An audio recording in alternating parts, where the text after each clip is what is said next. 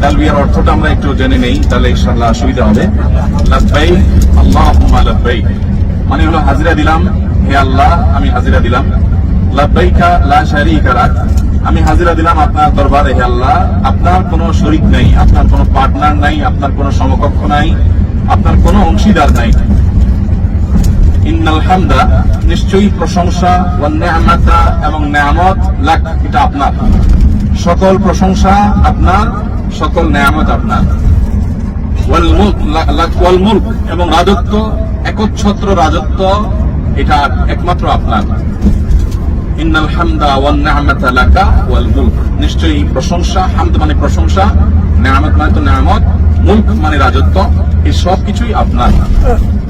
আল্লাহ ইন্নাল হামদা ওয়ান নি'মাতা লাকা ওয়াল মুলক লা শারীকা লাক, আপনার কোনো শরীক নাই, আপনার কোনো পার্টনার নাই, আপনার কোনো অংশীদার নেই। লাব্বাইক আল্লাহুম্মা লাব্বাইক, হাজিরা দিলাম হে আল্লাহ আপনার দরবারে, আবার হাজিরা দিলাম।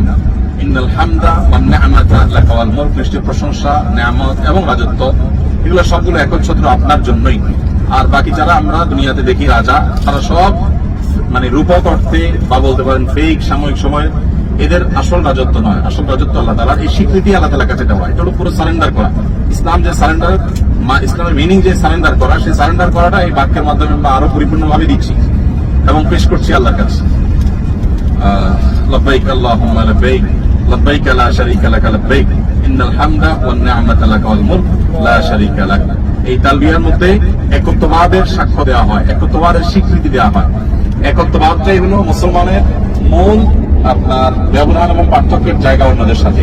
যে অন্যরা সবাই সৃষ্টিকর্তাকে বিশ্বাস করে, স্বীকার করে, অন্যরা পার্টনার সাব্যস্ত করে। ইমানদার তাওহীদবাদী সে পার্টনার সাব্যস্ত করে না, শরীক সাব্যস্ত করে না, সে একত্ববাদে বিশ্বাস করে। কুল হুয়াল্লাহু আহাদ, বলুন হে আল্লাহ এক। সেই এক এই কথা দেখেন কতবার বলা হচ্ছে, লা শারীকা লাক, লা শারীকা লাক, লা শারীকা লাক। লাব্বাইক আল্লাহুম্মা লাব্বাইক, লাব্বাইক লা শারীকা লাক লাব্বাইক, ইন্নাল হামদা ওয়ান নি'মাতা লাকা ওয়াল মুলক লা শারীকা লাক, বারবার করে বলা হচ্ছে।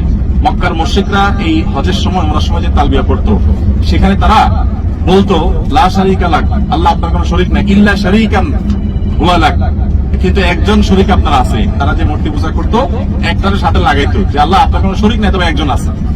তো নবী করিম সাল্লাল্লাহু আলাইহি সাল্লাম আমাদেরকে শিখেছেন, না, যেহেতু আল্লাহ এক অদ্বিতীয়, অতএব ওই শিরকপূর্ণ কথা না বলে আমরা তাওহীদের কথা স্বীকারোক্তি দিব। আলহামদুলিল্লাহ, সেই তালবিয়াটা আমরা পাঠ করতে করতে যাব। আমাদের জীবনে, মননে, স্মৃতিতে, চিন্তায়, আমাদের সবকিছুতে তাওহীদকে গেঁথে নিতে হবে। তাওহীদ এটা ইমানদারের জন্য সম্মানের, শিরক এটা মানবতার জন্য অপমানের। কিভাবে? মানুষকে আল্লাহ তাআলা সবচেয়ে সম্মানিত সৃষ্টি করেছেন। আল্লাহ বলেছেন, লাকাদ কাররামনা বানি আদম, আমি আদম সন্তানকে সম্মানিত করেছি।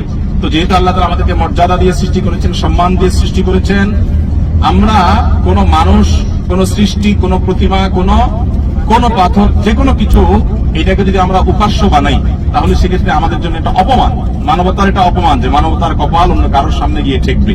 তো এই জন্য আল্লাহ তাআলা মানবতাকে সম্মানিত করেছেন তাওহীদ দিয়ে, একত্ববাদ দিয়ে, যে মানুষ শুধুমাত্র মহান সৃষ্টিকর্তার সামনে তার কপালকে নত করবে, কারোর সামনে না। এটা মানবতার জন্য সম্মানের। অতএব তাওহীদে বিশ্বাস করা এটা ইমানদারের জন্য, এটা মানব জাতির জন্য সম্মানের বিষয়। আমরা যেটাকে মনে করছি বোঝা হয়তো বা কেউ, সেটা মূলত আমাদের জন্য অনেক বেশি আনন্দের, অনেক বেশি আমাদের জন্য শ্রেষ্ঠত্বের এবং মর্যাদার পয়েন্ট। বিধায় তাওহীদকে আমাদের অন্তরে গেঁথে নিব। তাওহীদ যার ভিতরে যত মজবুত থাকবে, এই ব্যক্তির দুনিয়াতে পেরেশানি তত কম থাকবে, কারণ সে জানে তার সমস্যা সমাধানের মূল সূত্র আল্লাহ রাব্বুল আলামিন। বাস, অতএব সে সেদিকে শরণাপন্ন হবে। কারোর কাছে তার পাওয়া চাওয়া এগুলো এই লেভেলের হবে না যে না হলে সে একেবারে শক হয়ে সে মারা যাবে, আত্মহত্যা করবে, এটা কোনোদিন হবে না। বিকজ সে জানে যে আল্লাহ ছাড়া কেউই আমার পরিপূর্ণ এবং অ্যাবসোলিউট আপন হতে পারে না, আর কেউই আমাকে অ্যাবসোলিউট হেল্প করতে পারে না, একমাত্র আল্লাহই পারে। তো একত্ববাদ মানুষকে নির্ভরতা দেয়, আস্থাশীল করে, মানুষকে অন্যান্য মানুষের প্রতি যে নির্ভরতার কারণে কষ্ট পায় সেখান থেকে রক্ষা করে। হাজারটা উপকারিতা আছে এই তাওহীদে বিশ্বাস করার। বিধায় ইমানদার তাওহীদে বিশ্বাসী হবে। এই তালবিয়া কিন্তু আমাদেরকে সেই তাওহীদের কথাই বলে।